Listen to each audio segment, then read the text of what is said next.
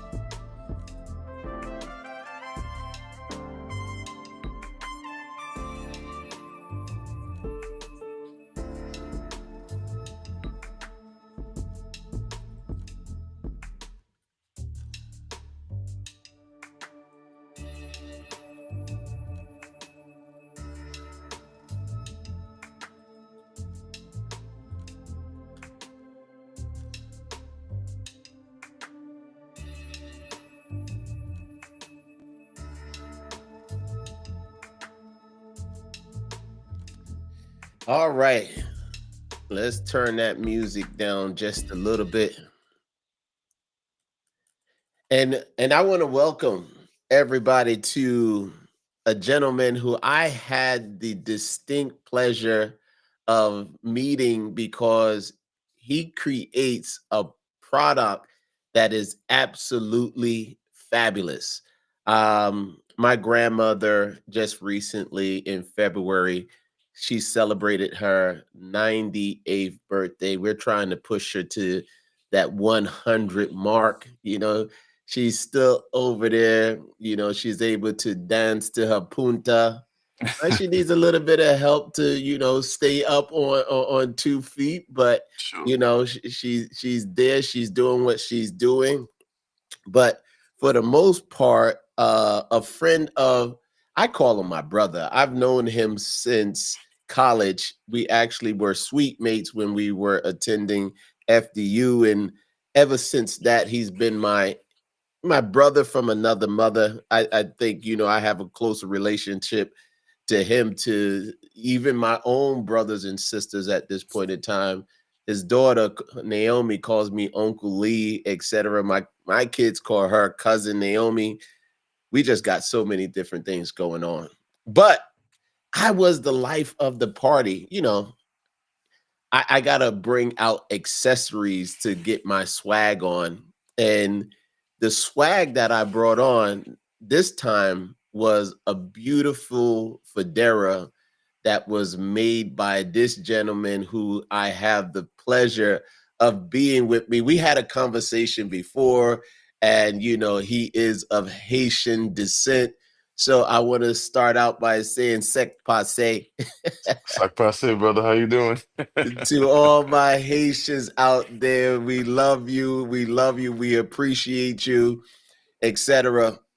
But I wanted to, I tried to do as much as I could do because that hat that I wore on my grandmother's event, it almost got stolen about 3 times, maybe 4 times, right? Man, And with that being said, I said, if this hat is going to get stolen that many times by family, right? Then what we probably need to do is we need to bring this brother to the audience, to the world, just so that they could learn about you, learn how to get in contact with you, right? So that they can, increase their swag just the same. So I'll hand it over to you to basically introduce yourself to the audience so that they can know more about you. all right. Well, how you doing, guys? Hope everybody is well. I'm thankful and super duper happy to be here with Mr. Lee today.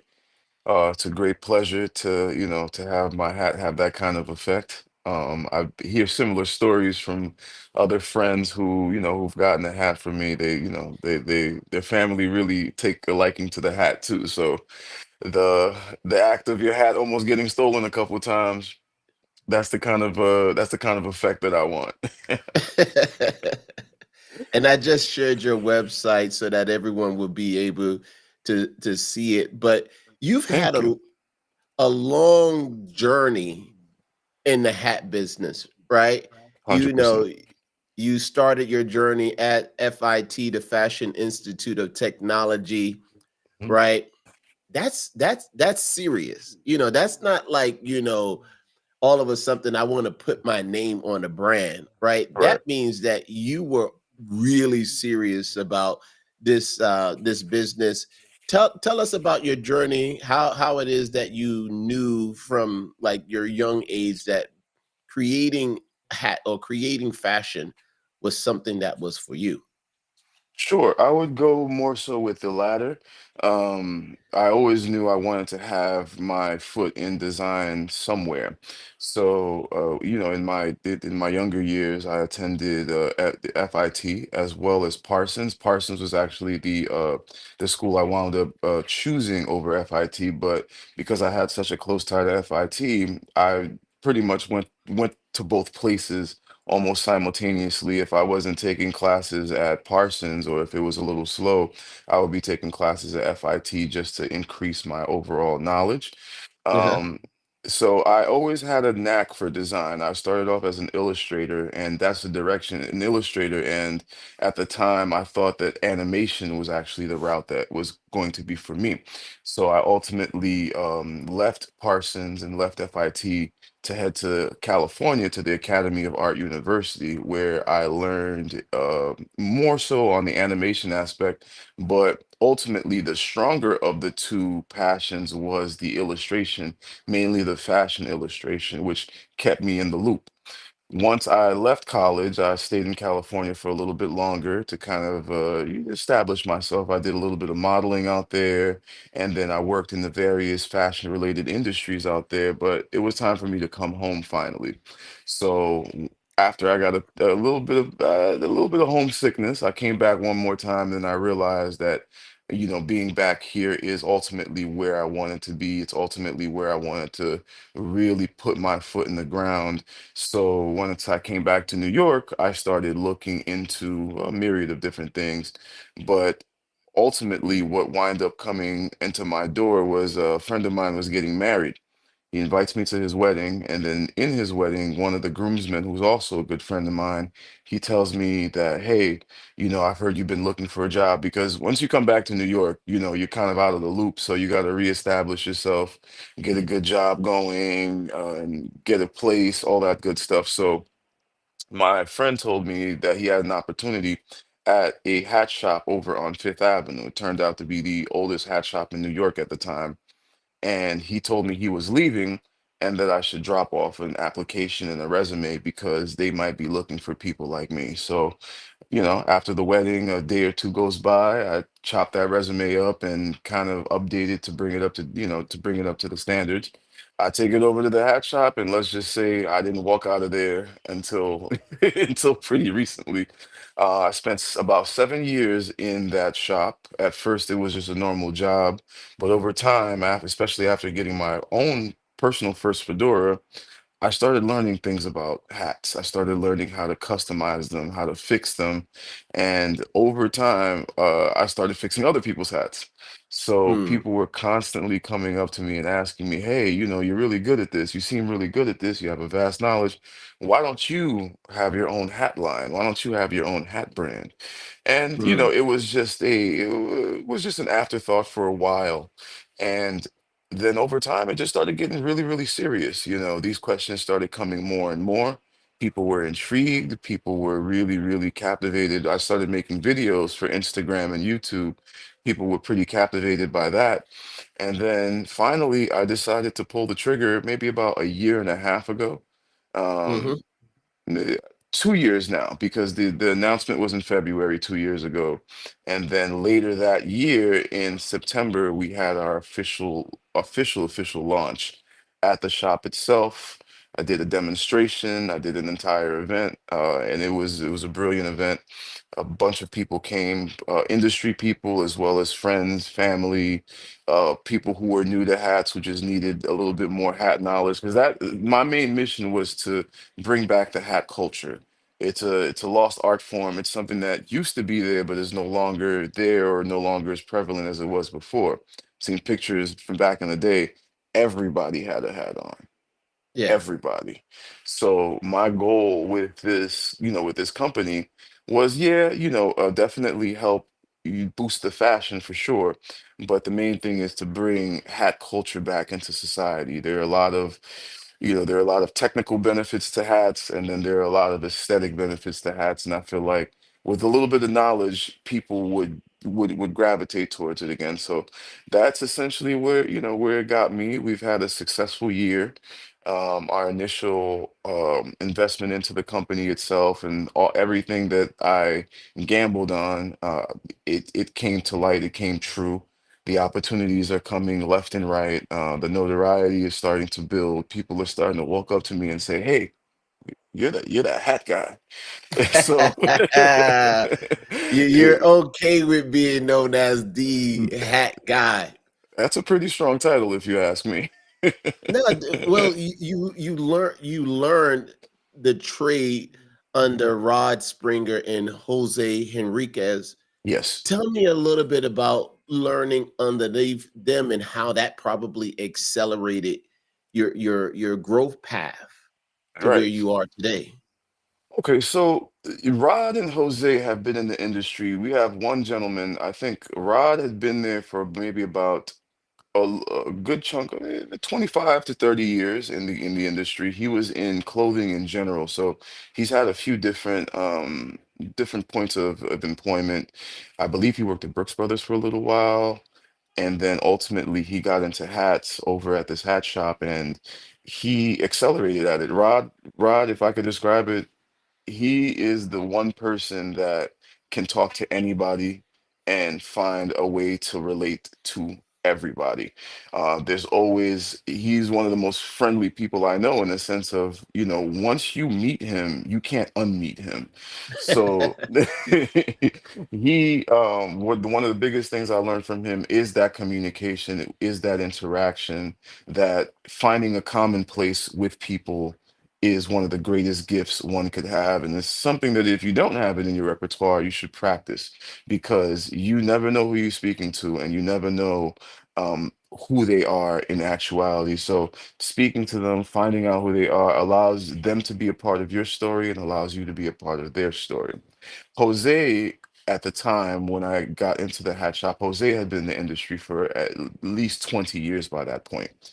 He is one of the main people that ingrained that the more managerial side, the more running a store and operating a business aspect. To me, he was the manager at the shop when I got there, and it took a little while for us to really become tight. But once we did, he eventually passed down his wealth of knowledge to me. He gave me a book, which I'm holding on to today. I have to actually return it to him, but the book it's a cheat code to dressing well as a man. That's the best Ooh. way to describe it. It Uh-huh. has every little tip, trick, nook, cranny that you can get into, how to tie ties a specific way, the reason why ties are tied a specific way, identifying your fedora by the exact technical terms for it, the brim, the crown, so on and so forth. So he kind of literally held my hand throughout the entire thing. When it comes to shaping and customizing hats, I took a little bit of both of their style, while Rod was a bit more of the creative, pushing the limits and pushing the boundaries. I learned also from Jose to reel it in and make it look as professional and as sleek as possible. So both of them had a play in, the yin and yang of my hat creating process and my hat creating journey. Both of them provided, one of them provided the fundamentals, the other one provided the Mm. flash and flare.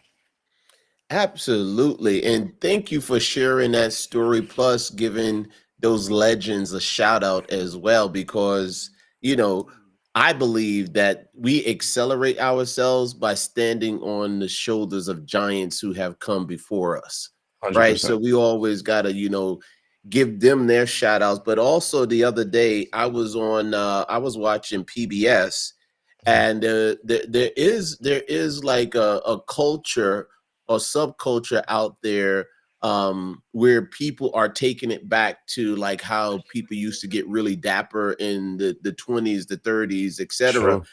But I also know that there are some folks, I think it's the DRC, where people like literally they get really dap. They take it to a whole new level with the colors that they're Mhm. wearing, all of the ensemble, etc. But one of the things that you had mentioned was that the ins and out of the fedora style, and I would have to assume that the ins and out of a fedora style is something similar. You would have a conversation with a connoisseur of a cigar or a wine, etc. And I think that you would be able to double click and go into that level just a little bit. So for the layman, the baseball cap guy who doesn't go fitted but goes with the snap just because he might have a big head like me, That's what are me. some of those things that you evangelize, because you have a certain passion for this, right? So you 100%. might be one of those guys who, when you see someone wearing it incorrectly, you like, you might want to tap them on the shoulder and say, you know what, let me just help you out. Like you're doing a public service to the community when you see someone wearing a hat incorrectly. Do it less and less because I used to do it a lot more, especially when I was at the shop. But Mm. the caveat to that was these people walked into the shop seeking that advice, so I was able to Uh-huh. give it to them a bit cleaner. The reason I do it a little bit less now is because I discovered two things. Sometimes people wear their hats incorrectly on purpose. So Ah. the inquiry would be more so on why you're wearing it rather than immediately going to make that correction. But yes, I am that guy. I do try to. I try to help where I can. So if I do see you wearing your fedora incorrectly, or if, what I like to do with people is give it a little bit of a tilt because that tilt gives it a lot more attitude. A little bit of a tilt gives it a lot more attitude. But where you find, I am, it may, well, now it definitely looks like it, but I started my journey as a baseball cap collector. I had a Yeah. baseball cap to match every one of the Jordans that I own.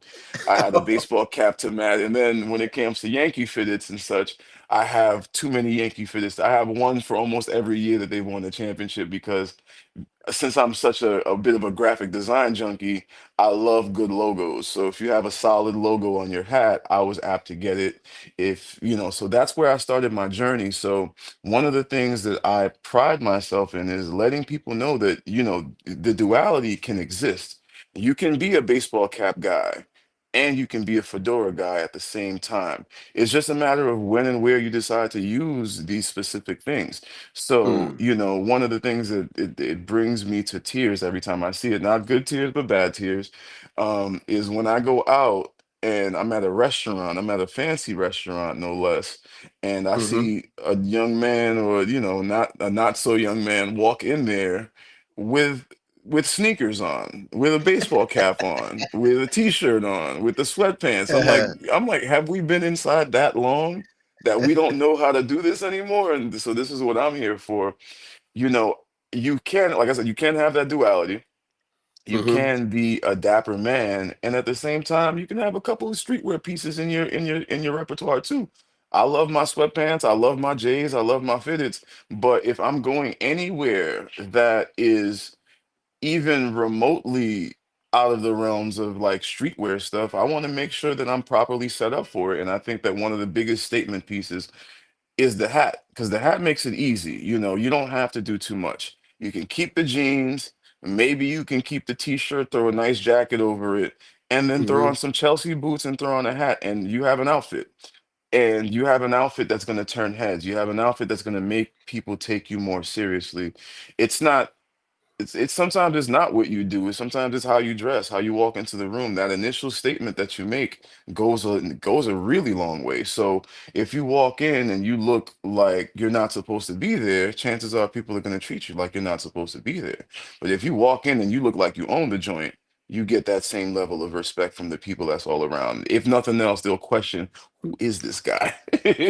No, there's nothing like walking into a room with a certain amount of confidence, Hmm. right? And the real thing when you think about it is confidence is all in the head and what the mind is saying to you, Hmm. right? So I love it, and anything that helps you to get to that next level, take it. But one of the things as we move the conversation on and the mastery of your craft is the telescope teardrop crown and Hmm. flat brim combo. Hmm. Tell me what that is and why it matters. Okay. So if you think back over maybe if you think back, every decade has a signature something. Every decade either has a signature look, a signature piece, a signature, and in my case, a signature hat that goes along with it. So one of the things one of my colleagues did in the shop was he was that guy. He was the vintage movement type of guy. So he would go out of his way to find pieces. His name was Adam Corin. If you guys ever need anything in the realms of vintage, if you guys ever need some dating on some older pieces, you're not sure what era and what time it came from, especially in the realms of hat. Adam Corin, he's about my age, but he has knowledge way beyond his years. He Mm, cataloged every hat that from every generation, essentially. So every decade had a signature hat. Some decades the hats were wide, some decades the hats were shorter. In some decades, people wore top hats. In some decades, people wore Godfather style Homburg hats. So these were all signature pieces of the decade. Even the baseball cap, once hats kind of became a little less in fashion and baseball caps took over, we're talking about your late 80s and your 90s into the 2000s, the hip hop era, which that is people might not like to admit it, but that's the hat for the decade. The fitted, the snapback first, and then eventually mm, the fitted cap with the wide, with the flat, straight brim. These were signature pieces for the 90s and the 2000s. So the one era that didn't really have, or errors that didn't even really have a signature piece would be the 2010s and the 2020s. So here I come with the teardrop is a shape that already exists. The telescope is a shape that already exists when it comes to the crown of your hat. What I've done to try to be a little different is I combine the two shapes unlike anything I've personally seen up to that point. Now you see a lot more telescope teardrop crowns, but when I started doing it, there weren't a lot of people on the internet doing it. So it became a signature staple for me. And then coupled with that flat brim, the flat brim kind of gives you the Billy Jack kind of look. So it was one of those things where I saw a lot of people gravitating towards that flat brim because people they didn't want to be too old school with it. They wanted to wear the fedoras, but at the same time, they didn't want to have it look as old school as a fedora. But the flat brim changed that completely. You find a happy medium between that old school kind of look and something a bit more modern, a bit more clean aesthetically, a bit more minimalist. So I combined these two things on my hat, started wearing it around, and then people just kept on asking, man, like, what is that? What are you doing? Like, how'd you do this? So it became a staple for me, and then inherently it became a staple for anyone who came across me. So I think that what I wanted to do right out of the gate is to establish that this is the signature look of the modern era, right? mhm, The modern era's signature look is going to be a flat brim fedora because everybody seems to gravitate more towards that than the traditional fedora. You have people who still wear the fedoras traditionally, but that flat brim is the modern look. So I wanted to immortalize that with my brand. So my Mark One hat is that it's going to be a wide brim. It's open crown, which means that it hasn't been shaped yet. So one of the beautiful things with my brand specifically is we bring back the art form of shaping the hat on the spot. When you used to buy a hat in the early stages, and pre 1990s, pre 1970s, we'll say, what used to happen was that hats were all open crown, and it would be up to the milliner and the buyer to decide what shape they put on the hat right there, right on the spot. After a while, people started getting lazy, and shapes started to get really, really popular. The two most popular shapes are going to be the center crease, which you'll see, you'll know it when you see it. It's every hat. You think of your Indiana Jones, you think of things like that. Okay. That's going to be your center crease. And then the teardrop was the next popular hat. The teardrop was more so for people with a bit of a wider face that didn't like that elongated kind of look. And it essentially is, as it suggests, in the shape of a teardrop. So when you take the hat and you hold it up, it looks like a teardrop. So those shapes became so popular, they became the standard. So Hmm. anytime you walk into a hat shop, that's all you saw. But what happens to all the other shapes? What happens if you don't like those two shapes? What happens to the ability of customization and interchangeability? Lost. Everything just kind of went away. People got a little lazy with their fashion. They would just grab it off the shelves, put it on their head, and walk out. We're looking to reintroduce the idea of you shaping your hat towards you, because the last thing you want is to look like anyone else. And that's the commonality across the board with anybody in fashion. You Yeah. don't want to look like anybody else. So that is the telescope teardrop and flat brim combo in its entirety.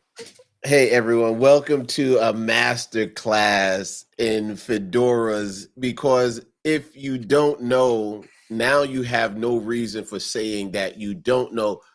Lagarde, one of the things that comes across when I'm hearing and speaking to you, hopefully I didn't lose you, Hello, is you're here. One of the things that comes hello. across, yeah, can you hear me? Oh, what's going on here? Uh-oh, technical difficulties. Hello. You're there. I could hear you.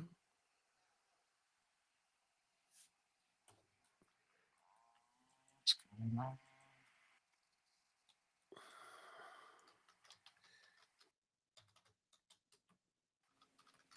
Mr. Can Lee, you can you hear hear me? me? Yeah, I I'm can back. hear you. Yeah, all right. All right. Sorry You about know, that. technology does, and it gives you a twist every here and there, but Yeah. we okay.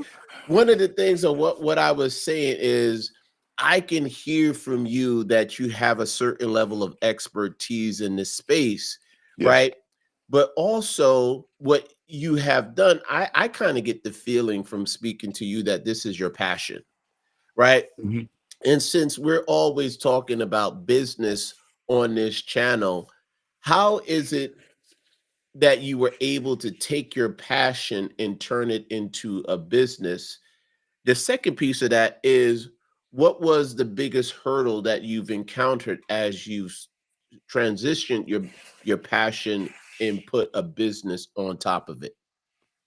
Okay, I'll start off with the second part of the question because I feel like that adds context to the passion behind why I decided to do this.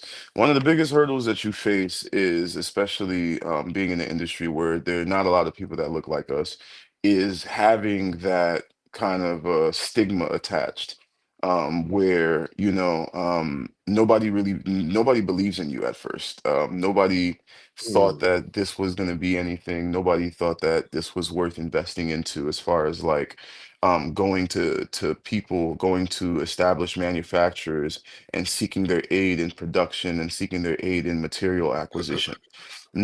mm, Nobody wants to give you the tips and secrets because they don't, for one, they don't take you seriously because they it's like, who is this random guy trying to get into our industry? Oh, he's just gonna milk it and then he's just gonna go. mm, They don't get the passion right off the back. So one of the biggest hurdles faced is not receiving the help from the industry that you would like, because it's just like, you want to boost the industry. mm, You want to put your spin on it and take it to the next level. But it's one of those industries, in my opinion, where it's very lock and key, and very resistant to certain change. I'll put it that way. Not all change, but certain change in the sense of like they want to keep it old school. They don't want to bring in new customers per se, in my opinion. They don't want to bring in younger customers. They don't want to tap in with the youth, and that's the exact opposite of what I do. My entire goal is to tap into the youth and make sure that the youth understand there's a time and a place for everything, and it starts with the way you look. It starts with your outfit. It starts with the presence that you bring within the room. Mm, Anybody who's in there, anybody under 25, it typically they don't own a suit, they don't own a pair of decent hard shoes, they don't own boots, they don't own any of these things. So, and a lot of the companies, they're not willing to invest in that because where the money is at is streetwear. They'll invest mm, in streetwear all the time. So it creates an effect where, now we're about to lose a whole generation of the youth because they don't know how to dress, they don't know how to put it together, they don't know how to really establish themselves. So the second biggest hurdle that I faced was straight up hate. mm, How dare you come into our industry and be you? How dare you come into our industry and be different? How dare you come into our industry and try to establish yourself as a luxury brand? You don't have family ties. You don't. You're. I'm. I guess the term is first generation. I'm. I don't have family that stretches back that far. So I got a lot of pushback from other hat companies. I got a lot of pushback from that the hateration and holleration was strong.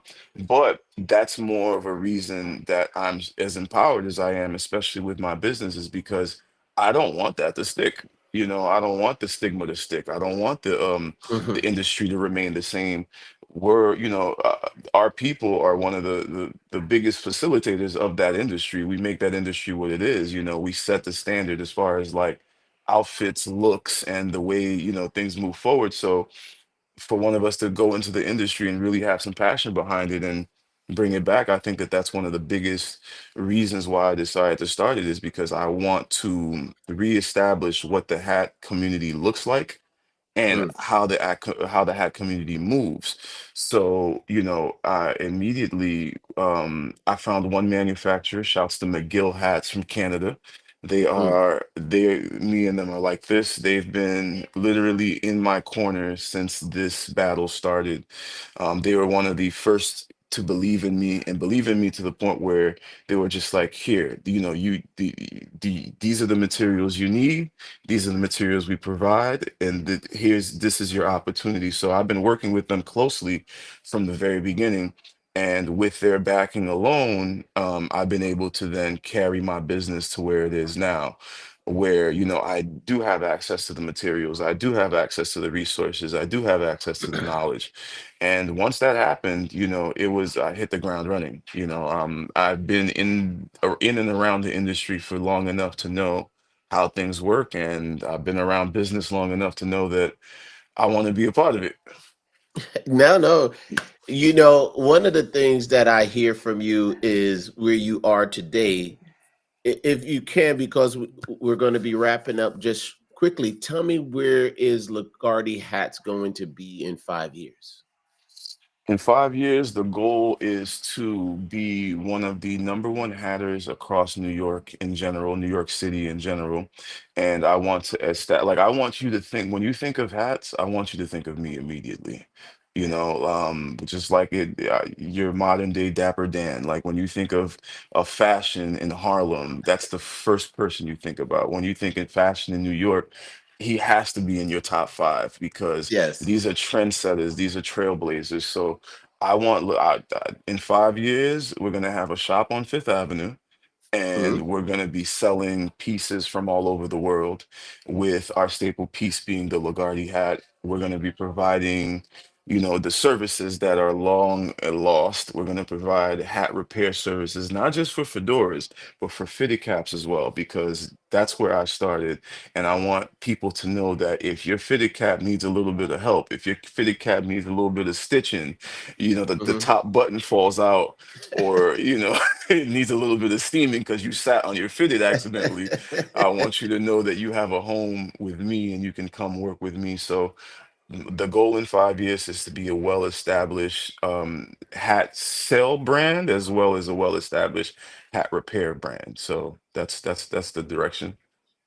Well, I'm dropping your address as well as I'm dropping in there your email address for anyone who is interested in taking a hat to the next level, Yes, right? To be able to get in touch with you. Yeah, you own and you control New York. And if anything like rap music can come out of New York, fashion is definitely something that can come out of New York just the same. Here's his email address for all of our community who's watching this probably on YouTube or Facebook, or even LinkedIn, is that hey, if you are looking to upgrade your game, your fashion game just a little bit, Lagarde is the man who you want to give a call to. He's going to definitely 100%. set you up. And the thing that you see at this point is also he's a professional. He's been trained in this. He's not just, some guy who decided to figure things out and now he's looking to blow up. No, he's gone to school for this. He has the education, he has the background for this. As we close out, Lagarde, what would you want the last thing that the community hears from you with respect to this, and also turning your passion into a business? Sure. I close out with this. I when it comes to art and business, when it comes to creativity and business, you have to, number one, you have to put it out there. It doesn't go anywhere if it's in your mind, if it's in your book, if it's in your notes. It doesn't exist. You have to put it out there. You have to take that first foot forward and, definitely learn as you go. Do your homework first, but definitely come out of the gate with a passion and with absolute confidence. And don't cheat yourself. One of the things that I see all the time when it comes down to business and manufacturing and stuff like that is people will buy super duper low and then try to sell super duper high. No, you invest in your people. If you're pushing a quality item, you invest in quality because it'll pay itself back. These I'm not selling you a hat that's gonna fall apart on you a year after you wear it. I'm not selling you a hat that's gonna fall apart on you after the first time it's been rained on. No, I want to sell you a hat that you could pass down to your kids, you could pass down to the next generation. One of the things that we want to cure is all those landfills that they take all that fashion that's being unused and they throw all those clothes that you can't donate them, you can't, and then because they're made of poor quality material and polyester and stuff like that, you can't even burn the damn things because they'll just turn into a hunk of plastic at the end of the day. It's detrimental to the earth, it's detrimental to fashion. It's detrimental to quality. People stop believing in quality if there are no quality things. If they could just buy something and then throw it away and then buy it again, they're going to do that faster than they're going to invest in something that's going to last them years and years and years. So come out of the gate with passion, do your homework, and then don't keep all these ideas into your head. Let it be known. Keep some ideas close to the chest, but don't keep them in your head. Don't keep them locked up. You want to put yourself out there and put yourself out there confidently because if you believe in whatever it is you're doing, that's all you need. That's the only fuel that you need to progress. That's the only fuel that you need to succeed. And one thing that I'd like to throw in there, which I'm currently working on right now, on the website itself, we're going to be doing something a little bit different. We're taking a little hiatus for the next couple of days so we can try to establish that. One of the Hmm. things that I want to change is the concept of what the standard of beauty is. I think people in general are beautiful. And one of the things that I think brands fail in doing is they just plug a model in every single time to show off their brand. No, I want people to I want people who wear my hats to feel just as confident as a model walking up on the runway. Every day should be your runway. Everywhere should be your stage. And that's the confidence I want to invoke, the confidence I want to invoke with my brand. So Hey, we got a new thing coming up on the website. It's the For the People page, and that's going to be anybody that's ever put on a Lagarde hat can end up there.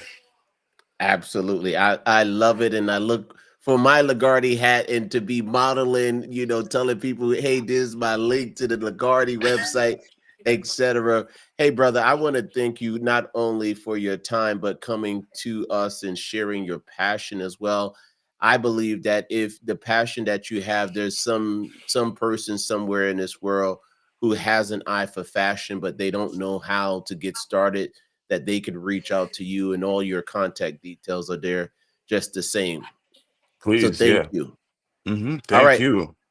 All right. We'll close this out. We'll catch up soon. I know I have a conversation with you about my own Lagarde hat coming, so I'll sport it right. I'll get all dre- dressed up that day so that I look really good when I show it. But you have a good rest of your day, brother. Thank you, Brother Lee. Appreciate you for having me. All right, be well. Have a good one, guys.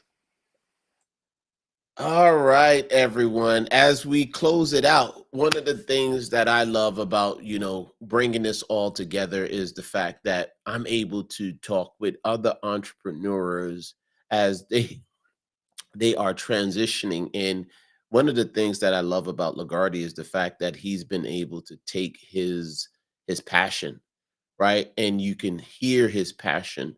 You can feel his passion. This guy knows fashion. This guy knows hats, right? I would suggest that if you are looking for an ensemble piece to go along with whatever it is that you're doing, you give him you give him a call, right? Um, that's going to be excuse me, that's going to be it for wonderful winning Wednesdays. As I said, we're always looking for other entrepreneurs and guests to come on and have a conversation about some of the challenges that you may be experiencing in this space, right? Some of the things that you may need to know about, starting your entity, creating that LLC, right? But we love to talk about how we want to be the small business whisperer of sorts, because we found a statistic and we spoke about it earlier today when we did the 1 million cups. Earlier today is that about 50% of businesses aren't able to celebrate their 5th year anniversary. And through the research that we have found is that one reason for that is because they have no access to capital, right? So if you have a pressing need for access to capital, we believe that we have found a solution that can help. And that's why we created the business, VIP Business Credit. We could actually help there. And we're going to be, Lagarde was mentioning how he's going to be updating his website. We are also spending some time and focusing on our marketing, right? We're going to be working with a company called Interloop Media. Great friend of mine named Shannon. She's probably going to come on one of these days, but you have to be dialed into who your customer is. You have to know how to speak to that customer and do all of those things at the same time. So, with that being said, thank you for joining us on this wonderful Wednesday. If you weren't able to join us live, it's going to be on our YouTube page, on our LinkedIn page, and on our Facebook page. I want to thank you for joining us again. Have a wonderful day, and we'll talk to you again next Wednesday.